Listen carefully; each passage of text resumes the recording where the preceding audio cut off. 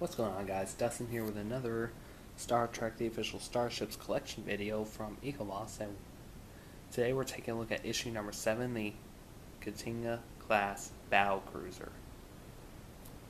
I know I left everything, the way they are right over here because I just got done recording the USS Voyager one, and the video is already up as we speak.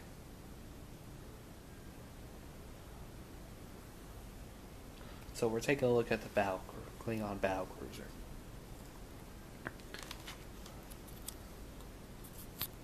She includes phase disruptor cannons, photon torpedo launchers, and concussive weapons. Her length is 349.54 meters with a top speed of warp 9.6.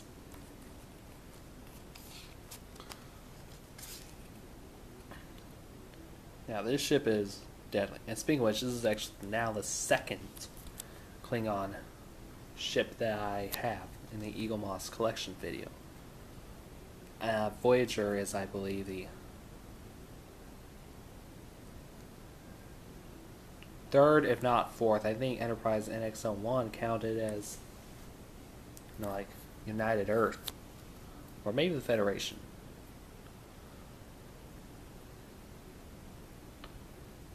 Served in the Klingon fleet for over a century. This one serves over a year. And she is amazing in her style. Now, the biggest technological revolution in the famous Klingon-Romulan alliance.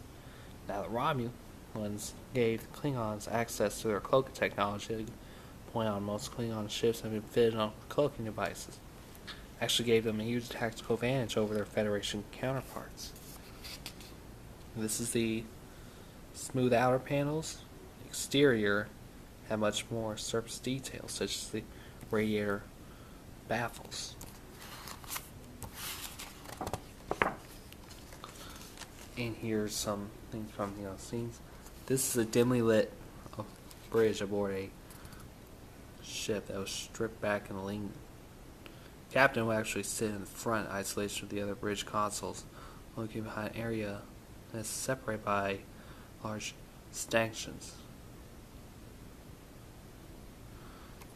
This one, she's fitted with two torpedo launchers, one aft, one front section, in the lower part of the Cobra head.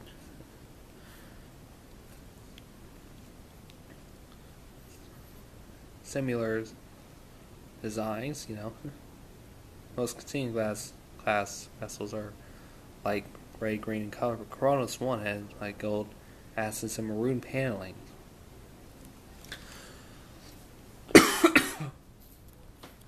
If you heard the coughing, I'm sick. I think I may be going down sick, but I'm not sure. Now, the bridge was located on the top of the Cobra head in front of the ship, directly in front of the dome-shaped sensor tower. Now, Klingon class vessel was easily matched for all Federation starships in the late 23rd century in terms of firepower and ability to cloak. Chancellor Gorkon was in the large stateroom on board the Kronos.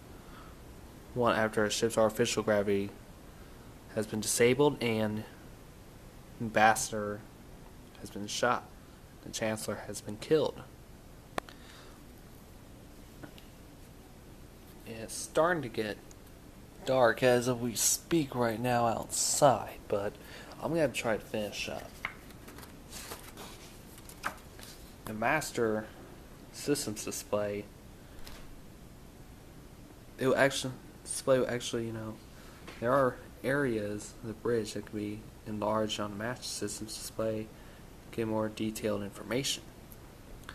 Now, display would actually immediately alert crew if there was malfunction in any of the hundreds of all systems. On a Klingon ship, the master systems was normally displayed on the engineering station to provide information about all the systems. Now, the consoles were designed for Star Trek the Motion Picture.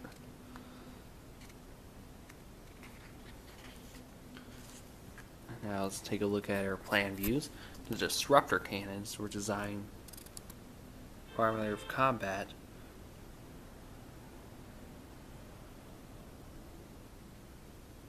Federation starships that were constructed for research and exploration. These ships seek out to destroy enemies of the Empire. In addition to the torpedoes, these ships are equipped with 6 disruptor cannons. These direct energy weapons can fire either a pulse or a continuous beam. Single blast from a disruptor is powerful enough to destroy an unprotected ship. In addition, these vessels were equipped with more destructive photon torpedoes.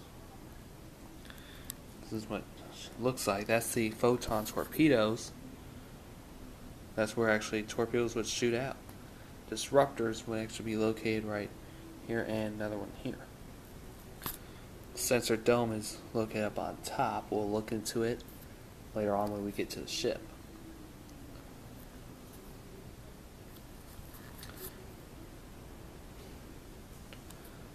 Favorite drink aboard is, blood wine. Usually, Klingon ships are usually preceded by the prefix IKS instead of, basically USS, like USS Voyager, USS Enterprise, etc., etc. Now, design based on earlier D7 Klingon vessel, as seen from the original series. This is a model made of gas resin. Yeah, I think I may be going down sick, but I'm going to try to finish up the best way I can. This styrene was specifically designed, built for the motion picture movie. Here are actually some of the earlier designs and earlier sketches. Now this illustration actually shows the envisioned on the bridge of the Klingon ship. This is something like an enemy submarine in World War II that's been out at sea too long. Now, filming this model is actually, delivered to a special effects warehouse in San Francisco where it was filmed using motion and control techniques. There's also one of these ships, so it's redressed program make it look like there were actually 3 of them. Now this is actually the opening sequence when the camera passes on top of the class ships. Almost took 3 weeks, and the effects were actually digitized by V'ger involving a Tesla coil and produce a real lightning discharge. The Tesla coil that Nikolai Tesla invented. And some key appearances. It appeared in the motion picture movie and made its way, into Next Generation, Deep Space Nine, and Voyager. Now, a luminous cloud featured in 2 movies, the motion picture and Star Trek VI, The Undiscovered Country.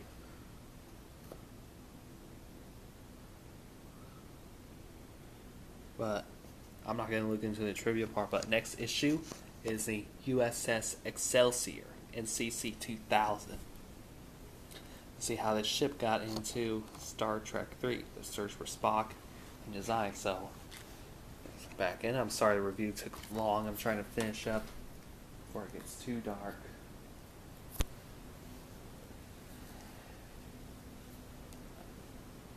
Here's the ship. Basically no design, so let's take a look. I like some of the features, but simply she is basic. She's a D7 cruiser. She has warp nacelles and actually nacelle, the impulse engines, if you can actually see the red light reflecting off, and some paneling. That's the sensor dome up on top, as you can see, and a motorcycle is passing by. So, and that's